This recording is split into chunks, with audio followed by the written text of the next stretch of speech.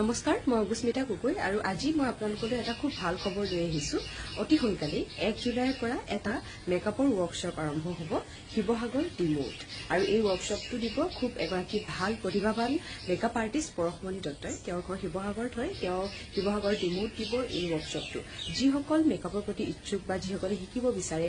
বহুত এটা affordable প্ৰাইচত makeup তেওঁলোকৰ কাৰণে এটা একদম সুখবৰ হয় কাৰণ একদম এফৰ্ডেবল প্ৰাইচত তাই এই মেকআপ ক্লাছটো দিব 1 জুলাইৰ পৰা আৰু এতিয়া এডমিশন চলি আছে আপোনালোকে কন্টেক্ট কৰিব স্ক্ৰিনত নম্বৰটো দি দিছো আৰু মই